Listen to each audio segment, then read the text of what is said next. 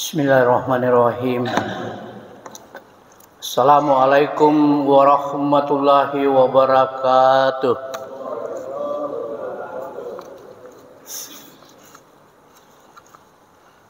Alhamdulillah.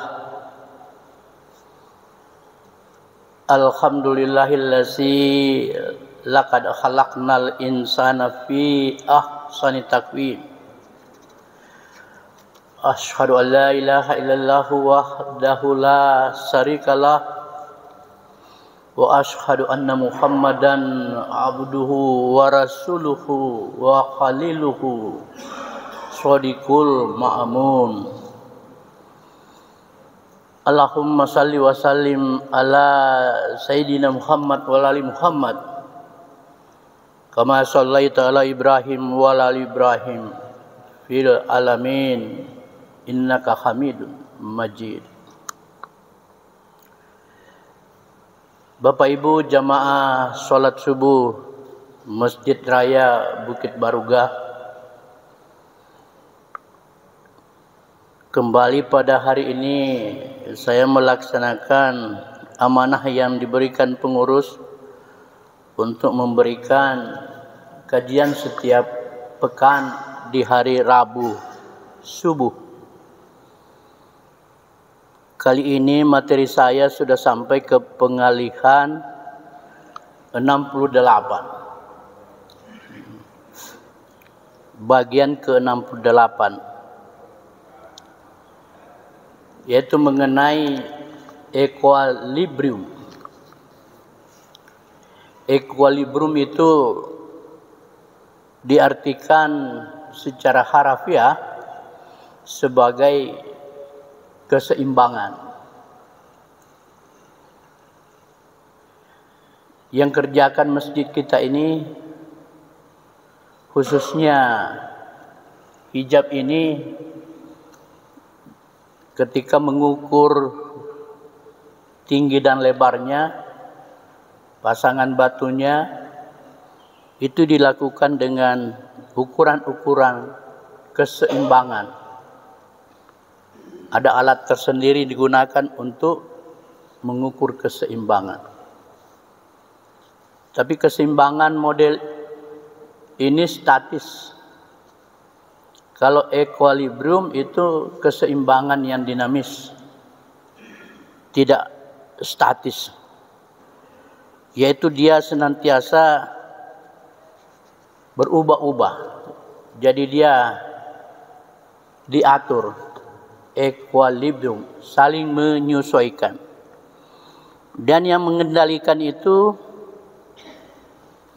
kalau dia oknumnya manusia, yang mengendalikan adalah personnya, manusianya. Mengatur keseimbangan. Dia bergerak terus. Kalau dia bergerak terus, itulah disebut equilibrium, keseimbangan.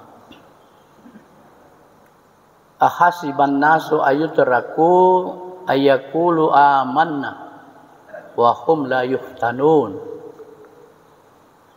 Iman kita itu mengalami goncangan-goncangan.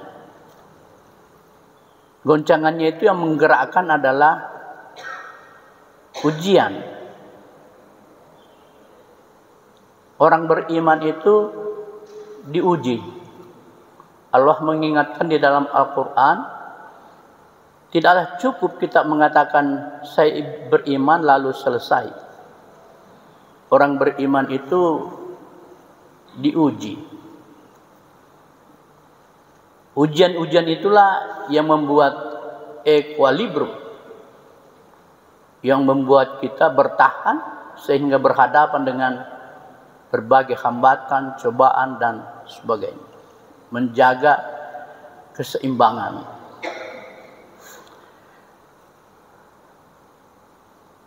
Bapak Ibu dimuliakan Allah,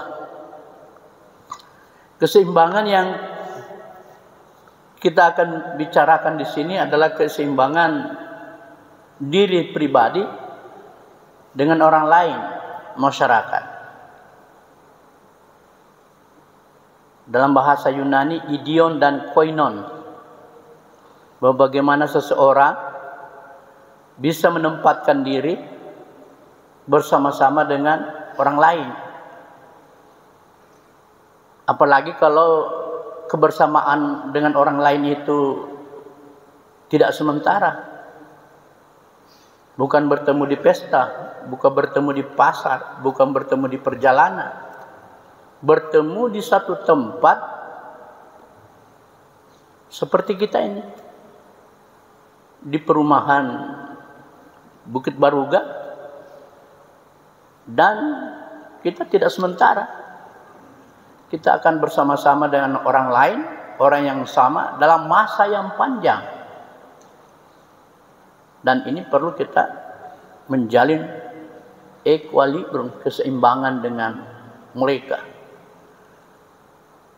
Adalah tidak mungkin kita bertetangga dengan orang lain bertahun-tahun lalu tidak mengenalnya secara lahir maupun batin. Pasti kita mengenalnya dan berusaha untuk menempatkan diri agar bisa terjadi harmoni, dan itu yang dibawa misinya perumahan ini, harmoni dalam kebersamaan. Manusia itu memang adalah individu. Dalam Al-Quran itu An-Nisa al-insan, dia adalah individu, al-insan individu. Tapi kalau dikatakan An-Nas, dia adalah manusia pada umumnya, yang bergaul dengan orang lain, yang melakukan hubungan biologi, manusia pada umumnya. Jadi kadang kita menjadi individu, membangun hubungan dengan orang lain, menjadi manusia pada umumnya. Di dalam Al-Quran diingatkan, wala taksibu kullu nafsin illa alaika, wala tasiru wasiratu wisra ukhra. Tiap-tiap manusia, kalau dia katakan nafsing, tiap-tiap manusia, disitulah kita menjadi pribadi, mempertanggungjawabkan dosanya masing-masing. Seseorang tidak memikul dosa orang lain. Disitulah kita tidak berbagi dengan orang lain dalam hal pertanggungjawaban perbuatan-perbuatan kita. Kita menjadi individu. Tetapi sebagaimana kita ketahui bahwa manusia itu saling mencipta, karena dia saling mencontoh, saling mencipta. Yang kita harus tiru adalah role model. Role model yang ditiru itu ada di dalam Al-Quran, Al-Isra. Yang menyeru berbuat baik, mencegah berbuat mungkar, dan bertakwa kepada Allah.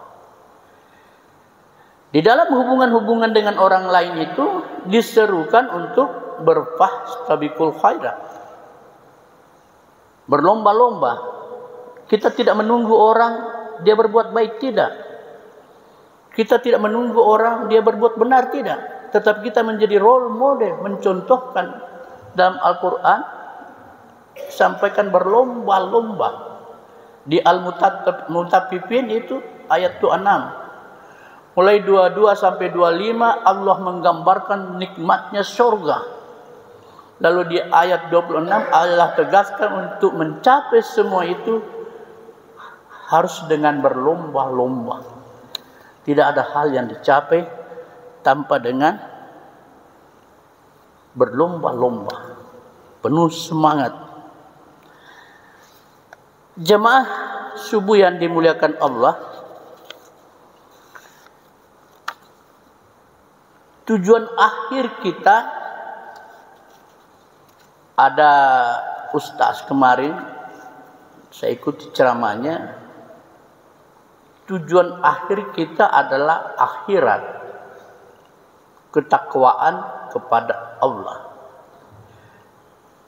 Dan mengarah kepada tujuan akhir itu kita mengacu kepada kebenaran. Kebenaran yang hakiki. Al-haqqu mir rabbuka falatakunanna minal mumtarin. Kebenaran dari Allah. Dan meyakini itu tidak ragu. Janganlah engkau ragu sedikit pun. Ini kebenaran hakiki. Mungkin ada kebenaran-kebenaran lain yang kita temui, apalagi kalau kita di Indonesia, itu kebenaran semu. Yang namanya semu seperti asap rokok. Kalau kita isap, ada asapnya, sebentar lagi hilang. Kebenaran semu. Kebenaran semu digunakan untuk menjadi instrumental. Seperti orang menyanyi, ada instrumennya, ada musiknya, ada nadanya, untuk menggiring penyanyi kepada lagu sampai akhirnya menjadi simfoni, instrumental. Kebenaran instrumental itu berupa hasil-hasil legislasi, undang-undang, aturan-aturan, konstitusi. Semua itu harus mengacu kepada kebenaran akhir. Tak boleh bertentangan antara kebenaran hakiki dengan kebenaran instrumental. Kalau kebenaran instrumental tidak mengantarkan kita kepada kebenaran hakiki, kita berada di jalan yang salah.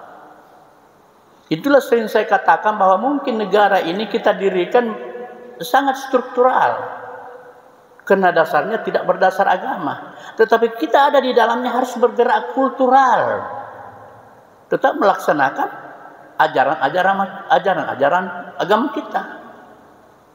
Nah, sekalipun negara kita itu sekuler, dengan itu tadi berfastabiqul khairat. Ada tujuan hakiki, ada instrumental. Tujuan semu itu seperti kebenaran ilmu pengetahuan itu kebenaran semu. Karena ilmu pengetahuan itu bersifat dinamis. Apa yang benar saat ini belum tentu benar besok. Karena ilmu pengetahuan bersifat dialektika. Tesis, antitesis. Benar hari ini mungkin salah besok karena adanya temuan-temuan baru. Kebenaran hakiki dari Allah, dan itu yang kita kejar. Bapak Ibu dimuliakan Allah, manusia itu tidak atomistis dan tidak mekanis. Jadi dia tidak mekanis. Biasa disuruh ke kanan, dia ke kiri. Dia disuruh berhenti, dia jalan. Tidak mekanis, tidak otomatis. Manusia itu tidak mekanis. Tidak seperti mesin. Mekanis. Dia labil. Jadi selalu harus diantisipasi. Sering saya katakan kepada orang, siapa yang tertipu? Orang tidak bisa sebut kriterianya siapa yang tertipu. Yang tertipu adalah yang percaya. Kalau tidak percaya, mana tertipu? Dan oleh karena itu sebelum tertipu harus selektif, harus berpikir. Ciri manusia itu berpikir, akala ya'qilu. Kita diberi akal untuk berpikir. Kalau kita ada akal lalu tidak berpikir, itu tadi kita tidak menggunakan potensi akal yang diberikan. Sehingga dengan demikian equilibrium itu bergerak karena adanya kendali dari kita. Dan itu semua bersifat potensi. Potensi itu sesuatu yang ada, tetapi dia melempem. Jika tidak ada sugesti, tidak ada rangsangan dari luar, dia hanya bersifat potensial. Kalau tidak ada pancingan, tidak ada rangsangan, tidak ada sugesti, dia pasif vakum. Apakah itu hal-hal baik atau hal buruk? Itu potensi. Potensi ini menjelmakan manusia dalam satu strata kehidupan karena aset yang dia miliki, potensi yang dia miliki, dia gerakkan. Dia gerakkan. Jika dia tidak gerakkan, tidak muncul itu potensi. Nah, biasanya yang menggerakkan itu ancaman, tantangan, peluang. Sehingga orang harus pandai-pandai membaca ancaman, membaca peluang. Semoga kita semua tetap dalam keimanan kita, Islam. Aku quli hadza wastaghfiru innahu wal ghafurur rahim. Assalamualaikum warahmatullahi wabarakatuh.